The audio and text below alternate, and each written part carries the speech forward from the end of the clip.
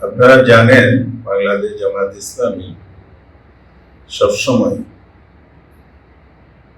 দেশের স্বার্থকে এবং জনগণের স্বার্থকে যেমন বিবেচনায় আনে, নৈতিক মানটাকে সর্বাধিক গুরুত্ব দেয়।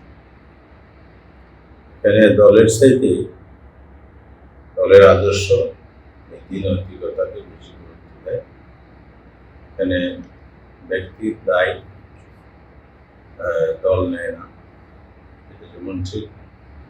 আবার দলের যে পর্যায়ে জেনে হন না কেন, নীতি নৈতিকতার বিষয়ে জামাত সবসময় আকর্ষণ সিদ্ধান্ত নেয়, কঠিন সিদ্ধান্ত নেয়।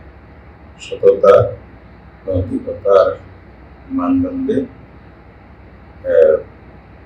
বিবেচনায় এনে যদি কোনো দলের সদস্য বা নেতৃত্ব পর্যায়ের যে পর্যায়ে হোক না কেন, সেখানে নৈতিক পদস্খলন হয় এবং সংগঠনের বা মর্যাদা নষ্ট হতে ঘটনা ঘটে। সেক্ষেত্রে কঠিন সিদ্ধান্ত নেয়। অনুরূপভাবে আজকে আমাদের দলের কেন্দ্রীয় নির্বাহী পরিষদের 32 ইঞ্চি জেভিকো টিভি এখন মাত্র 15,000 টাকায়, সাথে পাচ্ছেন 3 বছরের প্যানেল ওয়ারেন্টি। এটি আমাদের এই জামাত সবার সাথে পরামর্শ করে এবং সাতক্ষীরা 4 আসনের সংসদ সদস্য ব্যাপারে যে অপরাধটি তদন্তের মাধ্যমে প্রমাণিত হয়েছে, সেটাকে নৈতিক পদস্খলন হয়। সাংগঠনিক গঠনতন্ত্রের 65 ধারা অনুযায়ী তাদের দল থেকে বহিষ্কারের সিদ্ধান্ত নিয়েছে। যারা প্রতীয়মান হয় দলের মধ্যে ব্যক্তি নয়, সেটা জামাত প্রমাণ করেছে। আদর্শ নৈতিকতার প্রশ্নে জামাত সবসময়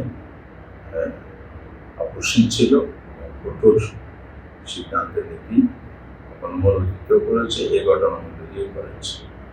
এই সিদ্ধান্তের প্রেক্ষিতে তিনি এখন জামাত ইসলামের দলের কোনো পর্যায়ে সম্পৃক্ততা নেই, দল থেকে উনি বহিষ্কৃত হিসাবেই চূড়ান্তভাবে সিদ্ধান্ত গৃহীত হয়েছে।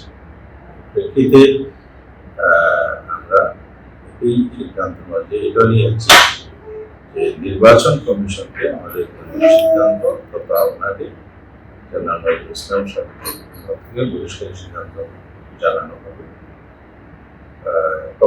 নির্বাচন কমিশন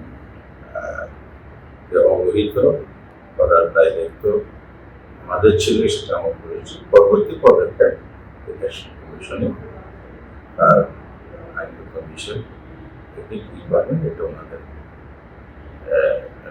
ক্ষমতায় আছে। আমরা আমাদের পক্ষ থেকে অবিলম্বটা অবহিত করবো। এই সিদ্ধান্ত আজকে হয়েছে।